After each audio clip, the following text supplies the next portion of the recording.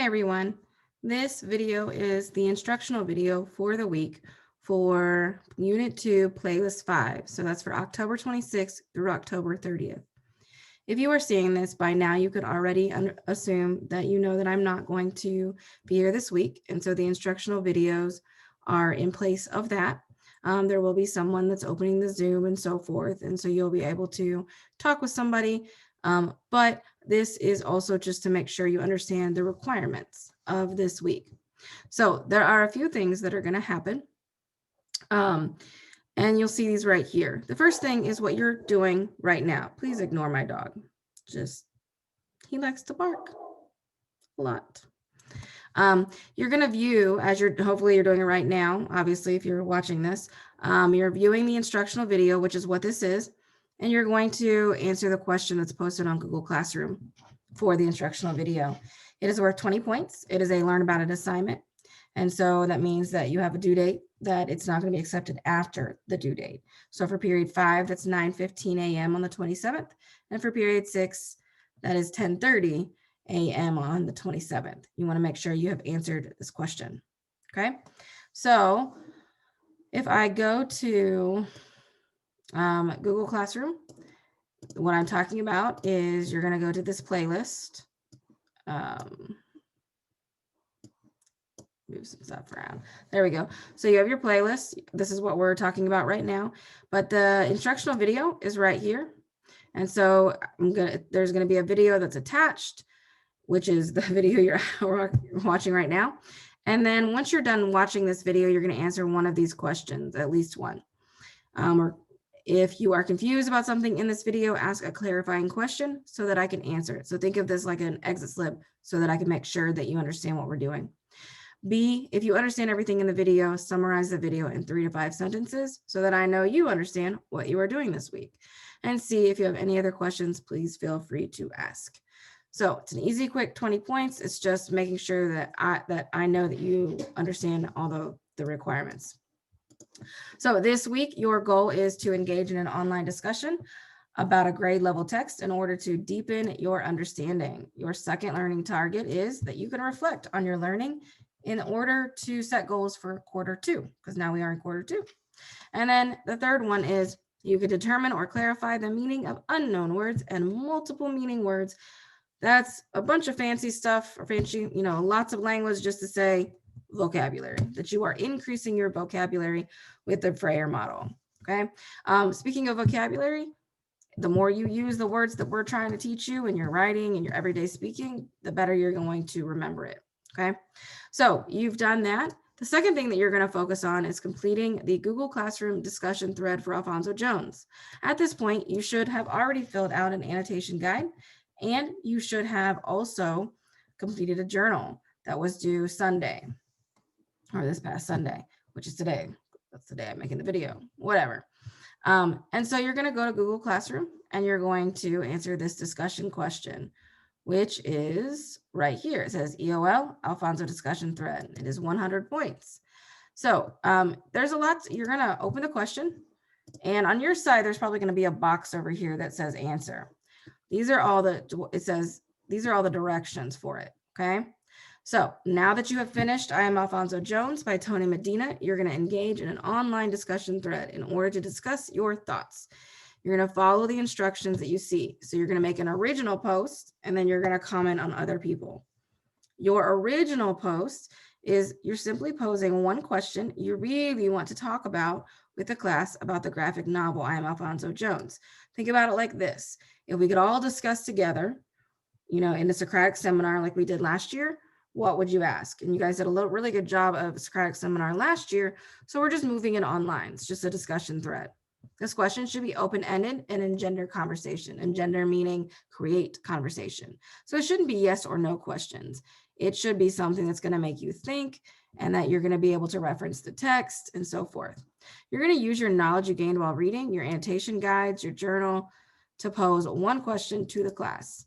Struggling to ask a good question, you can use some of these stems. These are like all of the stems that you can use, but it might get you started. So you could talk about why would the author, da, da, da, da. When you read the part where, and you have to fill in the blank, what were you thinking? You might want to add to that. You could start with, do you think, or you could start with this quote and like reference a specific quote from the text on page da da da, made me think blank. What do you think about it? How does, and then insert some sort of character, event, etc., make you feel and why? Or what do you think blank means or meant? So those are just some things. You could ask, anything that is going to help everyone have a really good discussion question. Bring it to real world situations, etc. Some of you that did the annotation guide in the first 26 chapters had some really good questions. So you can use that, right? All right. So once you make your original post, which is going to be due by the 27th, so you have your original post, we're going to turn that in on the 27th so that you can respond to your peers. And that's where so this original post is 25 points. 75 points is your peer feedback. Okay. So you're going to respond to at least 2 peers' questions. Your responses should follow the guidelines below. This is how you will be graded. Be sure to respond to 2 people who do not have a response before you respond to someone that does have a response. That way everyone can get a question answered. If everyone has a response, then you're free to respond at will. Responses should be well developed, include sentence variety, reference the text, and keep the conversation going. So you really want to focus on tone. Before you actually pose your question or you respond to someone, make sure it doesn't sound sarcastic. Make sure you're doing it with kindness. It's okay to disagree with each other, but we are going to do it respectfully and professionally, just like we write professional emails. You want to show that you value your peers. You want to make an effort to understand and support your fellow students. And you do that by the way in which you write your questions and your responses. Everyone has different opinions, and that is okay. It is okay to disagree. The topics that were presented in I Am Alfonso Jones are very tough topics. They are very important topics that we need to talk about. But people are going to have different opinions. And while we may not agree with different opinions, we do want to make sure we approach the conversation respectfully. You always, this is very, very big, you want to make sure you use evidence. So whatever you say, you want to reference the text or reference something in the real world. Okay, you got to connect it back to the text. That's how you're going to get a majority of your points. It is okay to not know something or to change your mind. So you could even change your mind in the midst of, responding to somebody. Ask follow-up questions, etc. And use phrases like, to so-and-so's point, or adding to what so-and-so said. I see what this person said, but I think that shows that you're like not quite agreeing. So these are some ways to have a successful discussion online and maintain professionalism. You get extra credit for quarter 2 if you continue to respond to more than 2 peers with thoughtful and insightful comments. So the more you respond, the more extra credit you can be given. Sky's the limit, sort of, kind of. Okay. And that's pretty much it. There is a rubric that's been attached. And so you're going to want to click on that. You're going to check it out. You're going to see when you do click on it, the original post is 25 points. This is what I'm looking, that it is open-ended, unique, and so basically different than other people's, and promotes a lot of deeper level discussion. And then this is where you get the majority of your points out of 75. Forgot my 75. Okay. And I'm looking for this column right here, response to at least 2 peers. Both responses maintain professional tone, include significant textual evidence to support ideas. Your response is well developed, insightful. You help add something new. You don't just repeat what someone else says. Okay.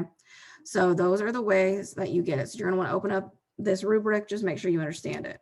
And then now that you understand everything, have your book or have your text, you can open that. You can use your journal, you can use your annotations to help you. All of those things are yours to use. And so then you just respond and you turn it in. You want to make sure that you turn in the original post, the question, by the 27th.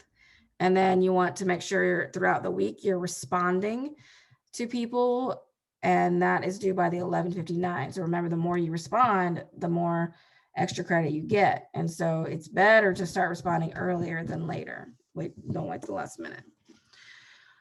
All right, so I think that covers that. The last thing is that you have a debrief that you're going to do, which you've done one before. So I think you should be successful in that.